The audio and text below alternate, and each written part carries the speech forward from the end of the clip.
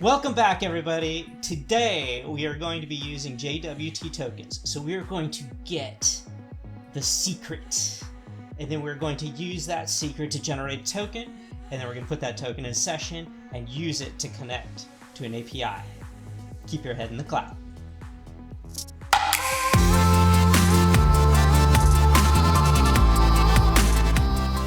All right, let's get started. So we're going to open ourselves up a project, and then choose a particular name that you'd like. We're going to be using an API.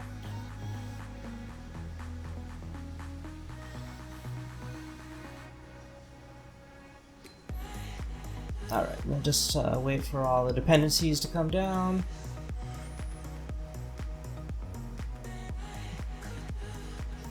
And then we're going to add a couple folders, of course, which is our tradition. Start with the folder structure. And the models and the services and the interface.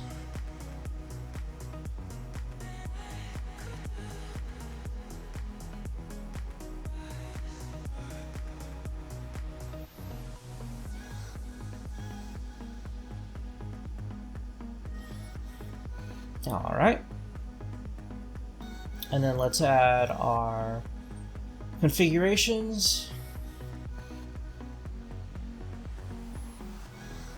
And one important fact here, if you need a secret, just go to the link below and click on that, and then you'll be able to get a secret to use in the project.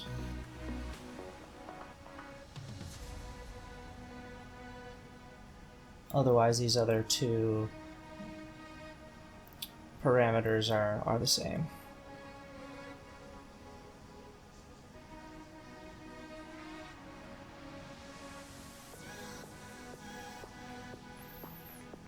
Make sure to be really careful when you type these in. This always diseases me when it comes to the final call that I mistyped something here.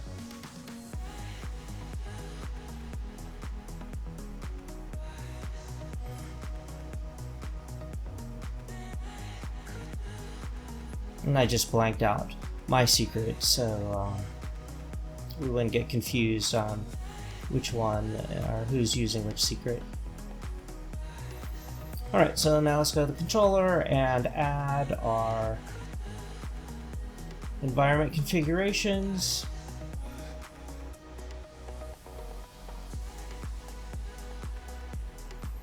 And we're going to be doing this through dependency injection, which means it'll add this at runtime, which means each step in our path to production can have different configurations, so it's a super useful pattern.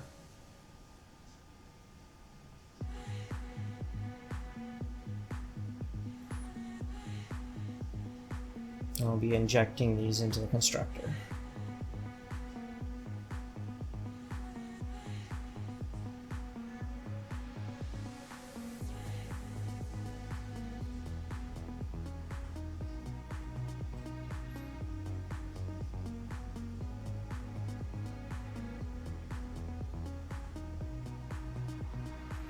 Alright, perfect.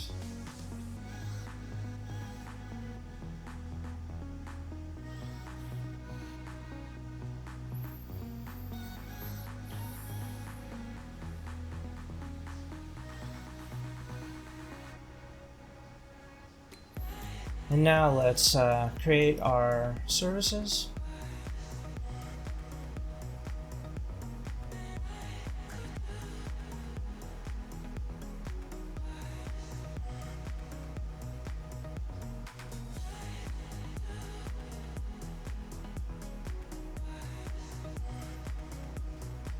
And let's just put in the code to inject our configurations.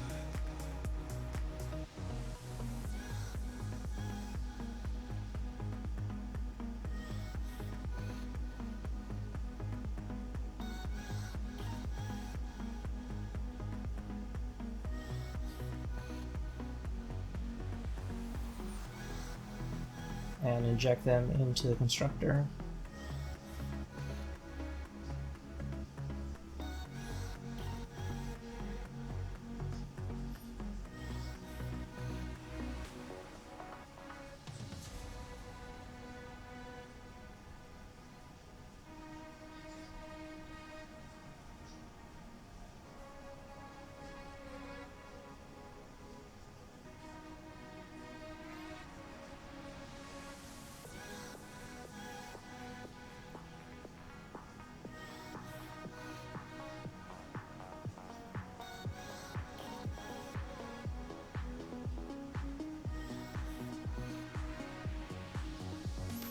And I always use the get value that defines the particular type.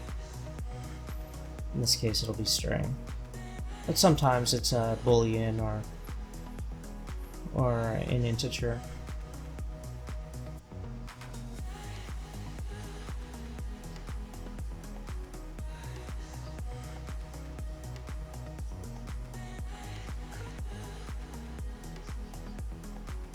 Alright, looks good.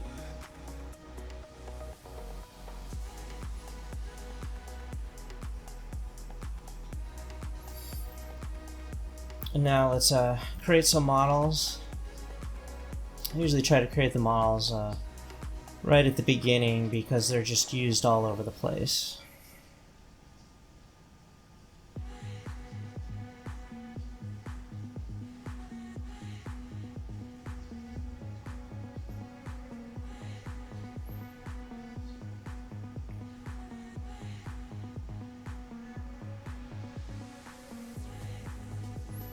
And this will be the model that we use to capture the successful use of a token.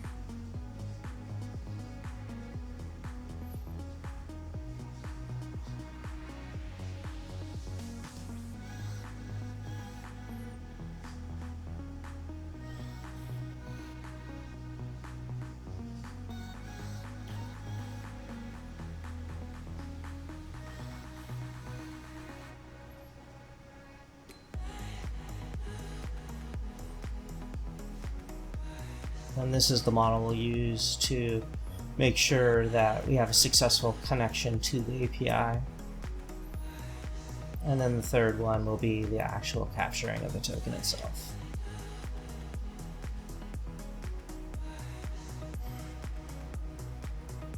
And the overall process we're going for here is use the secret to get the token, put the token into session or the like, and then use that token to make your calls to the APIs. And that way you only have to refresh the token. Usually they last about an hour, but the person in charge of the API gets to choose how long the tokens are valid.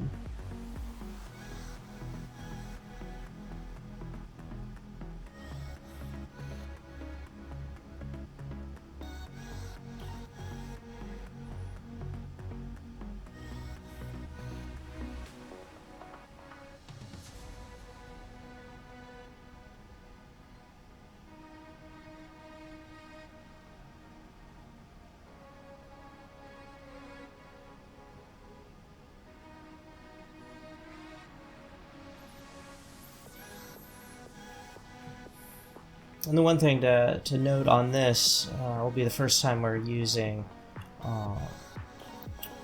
the JSON property, and we do this to translate in between the incoming JSON and then our internal model. And most of the time this is used because the naming convention on one of the primary languages like C# is different than the naming convention that you'll have in JSON or the like, which is more lowercase focused.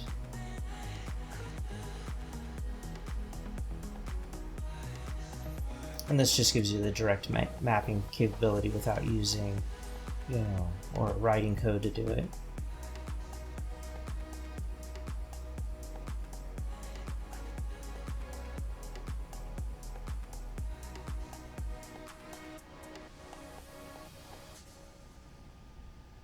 In many cases you don't have a choice but to do this because the systems are different or created at different times.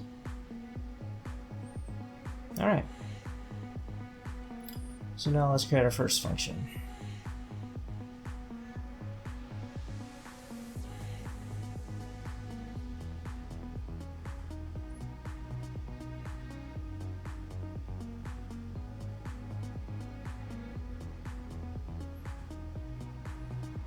And of course we're going to be using the async and then the task, which is a thread.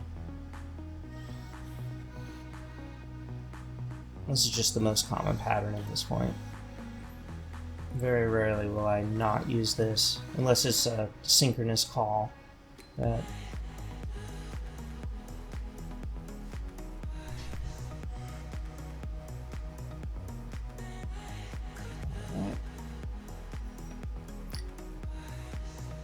And we'll just call this get token. If I can spell it right.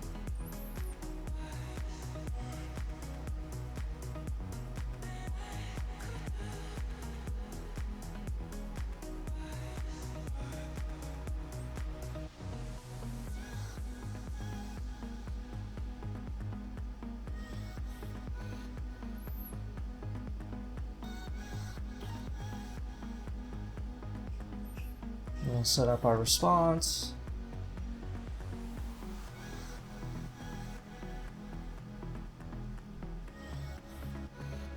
And create our URI.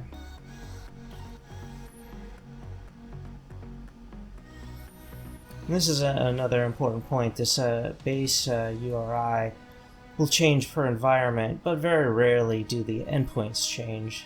So you can just put the base URI as a pattern in your configurations, and then it'll work in dev test, UAT, prod.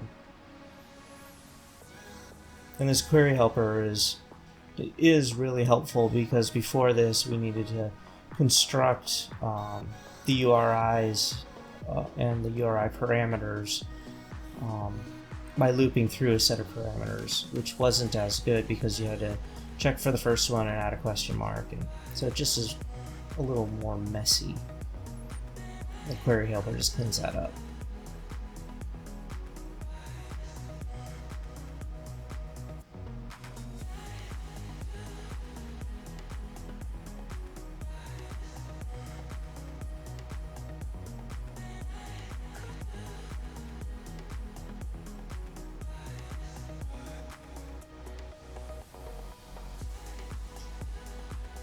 All right.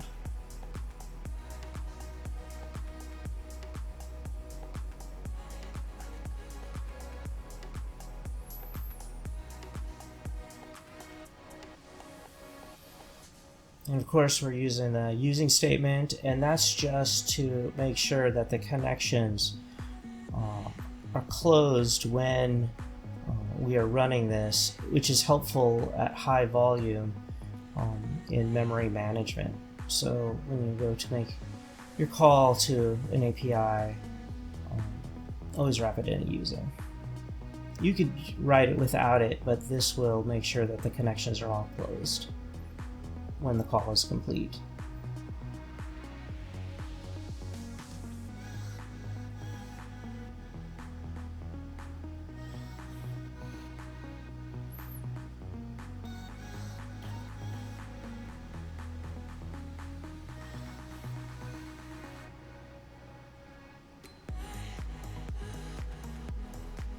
All right, we'll be calling out to a get method with our URI.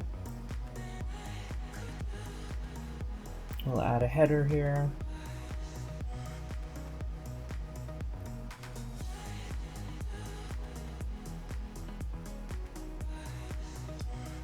Most APIs will not work if you don't define what is the structure of the information that will be passing back and forth. Most of the time it's either XML or JSON.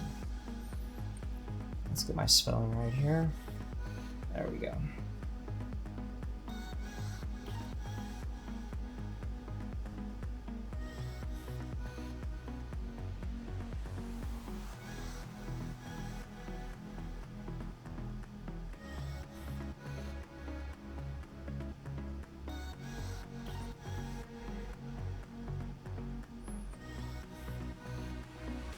And send it off.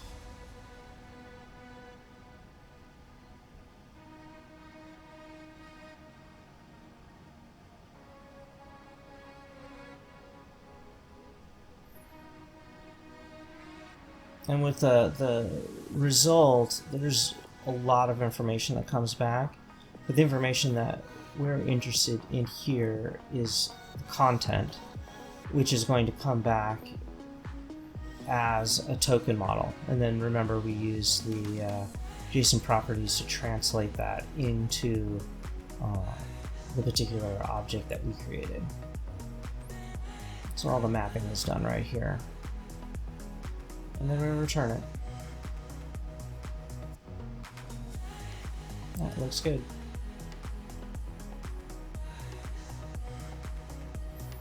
And once you get this pattern set to your first call to an endpoint, then you just basically repeat this with additions of when you make posts and other types of calls, which is a little bit different.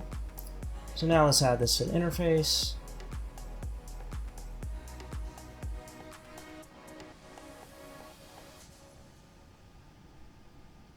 And don't forget to make this public. It's another one of my common mistakes. I forget to make it public and then it won't find it in the controller, so I have to come back around.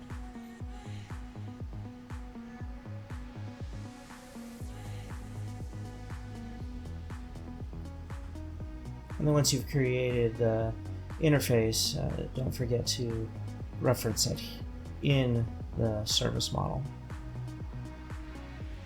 Kind of ties the whole system together.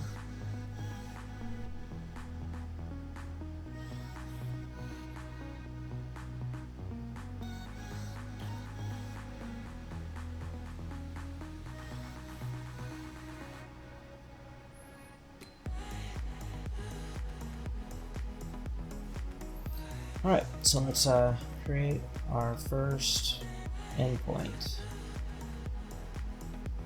Continuing to follow the async await pattern.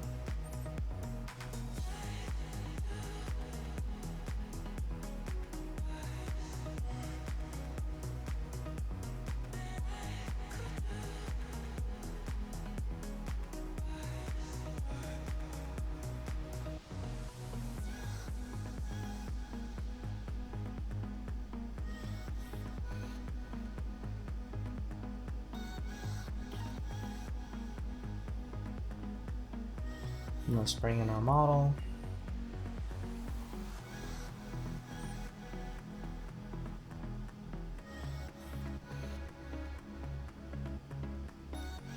And let's define what type of call this is. And of course the particular route.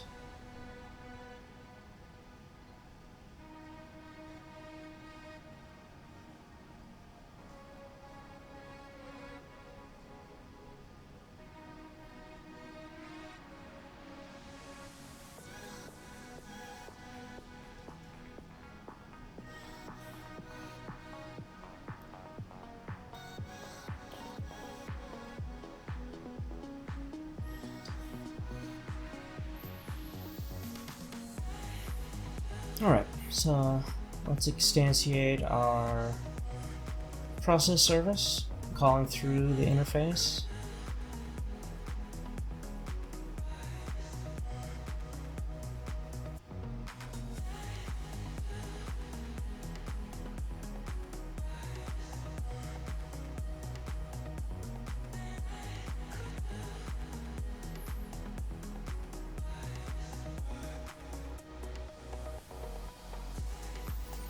And make sure that the autofill doesn't mess you up. It's a I service or I process service connected to the process service. And then we'll pass in our configurations.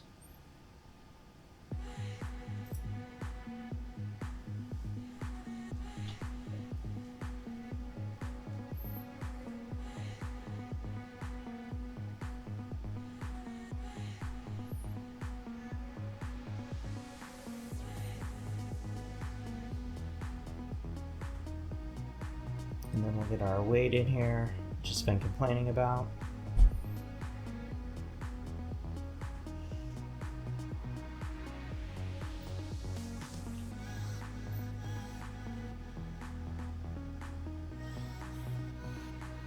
And there we go.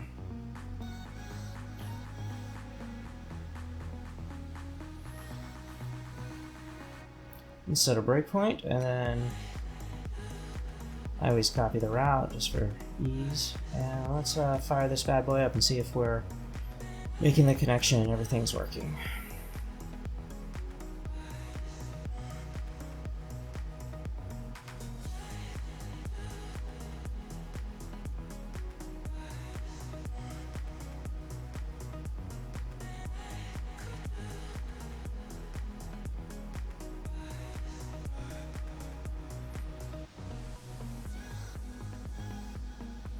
Alright, so let's check our dependency injection. Looks good.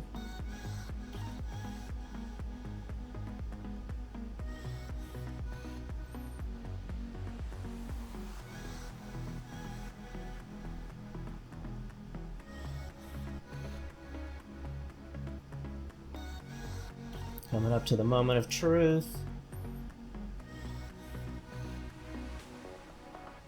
Alright, good, okay.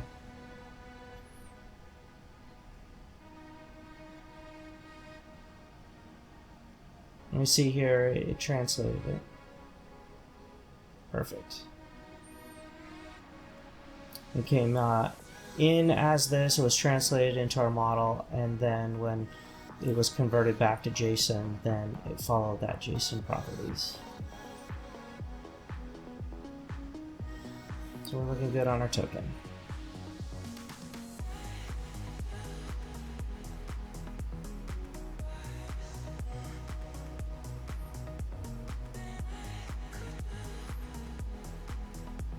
So now let's actually use this token to make a call, which will be the pattern that we use for the rest of our application. Once you have the token, then you use that token to make the call to many different endpoints. And what we're going to use is this particular API. Not only does it have a test endpoint, but it also has an endpoint that allows you to test your token. This is really nice when it comes to setting it up, because a lot of the particular issues you'll have is your token expiring, or you didn't create the token appropriately, and this gives you the ability to just look at the token. So we'll put this together, and like I said before, you can do quite a bit of cut and paste once you have one good endpoint call set up. We can just start grabbing stuff out of this.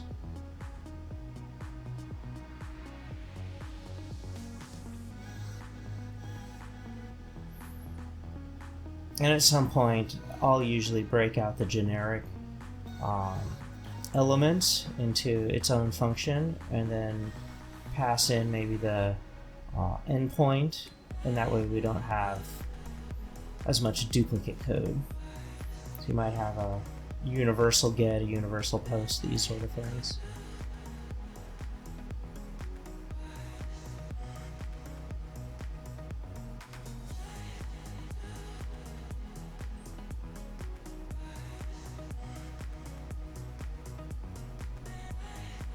And then we'll add this to our interface.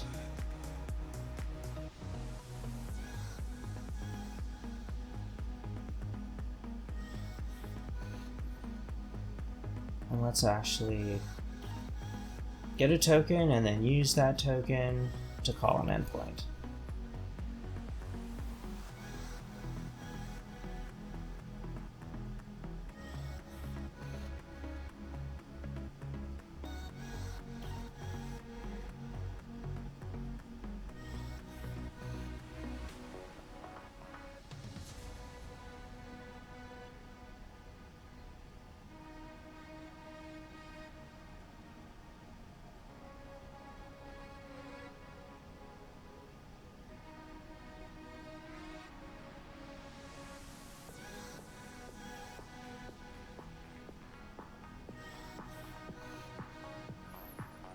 And we have to be very careful when we're cutting and pasting, because there are spelling issues and then there are cutting and pasting issues, which can plague me.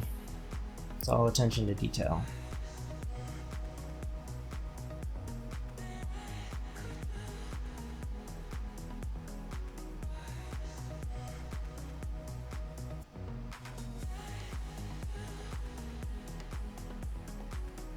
You see how we're adding the token model access token to our get auth test.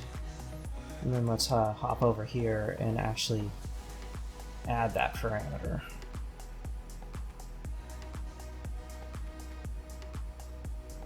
Yep, so we need to add it.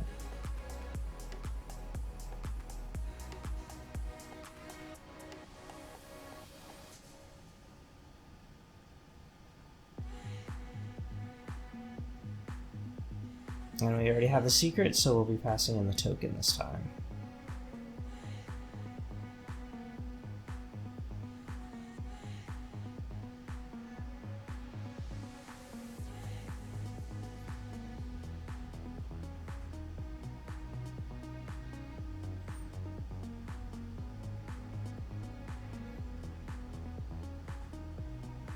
All right.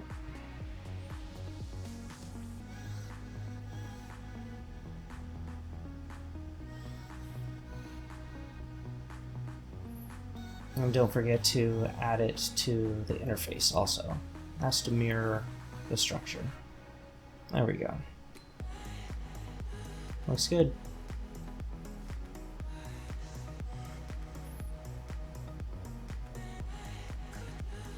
And many times what we'll do is we'll make the initial call for the token and then put it into session. You wouldn't want to call the token every time that you hit an endpoint. This is just for demonstration. Alright, so here we go.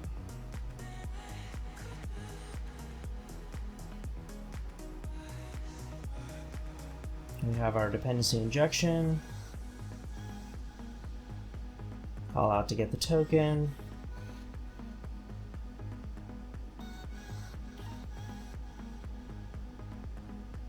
Looks good.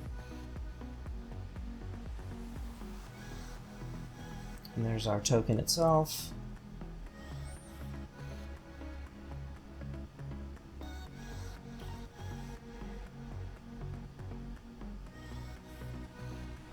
So it looks like we're all set. Look at that. Successful use of a token to call an endpoint. And then we just did a return the simple true, which comes from the API itself. So look at that. We've successfully called an API with a JWT token.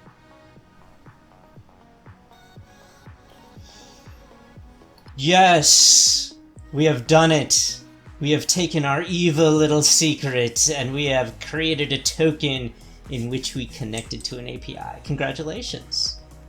Comment, subscribe, hit that notification button, and remember, keep your head in the clouds.